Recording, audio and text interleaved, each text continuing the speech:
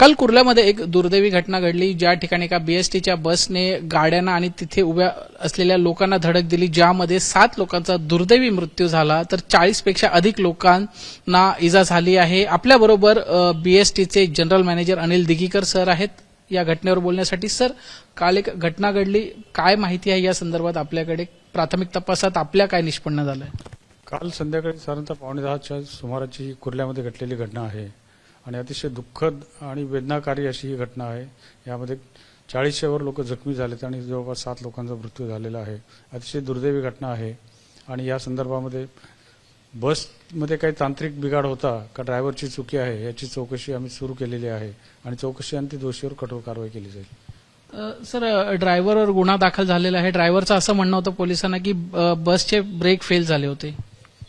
त्या संदर्भामध्ये आरटीओची टीम आणि आमचे इंजिनियर्स हे बसची आता तपासणी आज करत आहेत आणि त्यानंतर आपल्याला निर्णयात पोहोचाईल की बसमध्ये बिघाड होता का ड्रायव्हरची चुकी होती. सर, बीएसटीच्या बसेसचं काम खूप वाढलेलं आहे. आपल्याकडे बसेस किती आहेत आणि हा कामाचा वाढलेल्या ताणामुळे किंवा जे इन्स्पेक्शन्स गाड्यांचे होत नाही त्याच्यामुळे ऍक्सिडेंट झालेला आहे का? नाही, या ठिकाणी आपल्याकडे साधारणतः 3200 बस आज आपण चालवतो आणि ड्रायव्हरची संख्या पण आपल्याकडे भरपूर आहे. त्यामुळे एखाद्या ड्रायव्हरवरती जास्त ताण येतो किंवा त्याला ओव्हर ड्युटी करावी लागते असा काही प्रश्न नाही. तरी सुद्धा ही घटना का घडली याची आम्ही चौकशी करू. सर, आतापर्यंत काही तपास किंवा आपल्याकडनं काही या संदर्भात माहिती घेण्यात आली आहे का? कुठच्या कमिटीचं गठन करण्यात आलंय का किंवा करणार आहात का? यामध्ये आम्ही आमचे ट्रान्सपोर्ट डिपार्टमेंटचे हेड आणि इंजिनियर्स यांची एक समिती आम्ही गठीत केलेली आहे आणि त्याची चौकशी आपण पूर्ण खोलात जाऊन करत आहोत. सर, एक शेवटचा प्रश्न. भविष्यात अशा घटना होऊ नये म्हणून आता यासाठी काही पावलं किंवा काही उपाययोजना केल्या जाणार आहेत बीएसटीकडनं?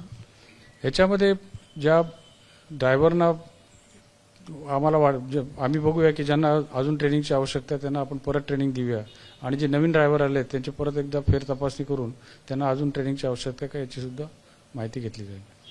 गाड्यांसंदर्भात काही धोरणात्मक निर्णय घेतले जाणार आहेत का बीएसटीकडे ज्या बसेस आहेत त्या संदर्भात? नाही, गाड्यांच्या संदर्भामध्ये आता ड्रायव्हरच्या चुकीमुळे झालंय का गाड्यांमुळे झालं आहे ह्याची माहिती घेतल्यानंतर आपण पुढील पावलं उचलू. निश्चितच. तर समिती गठन करून त्या पूर्ण घटनेची माहिती घेऊन नेमकं काय झालं आणि कशामुळे झालं या संदर्भातली जे पावलं असतील ती भविष्यात उचलले जाणं, जेणेकरून अशा प्रकारच्या घटनांना आळा घालता येईल. कॅमेरामॅन अनिकेत दीपेश त्रिपाठी, मुंबई तकसाठी, मुंबई.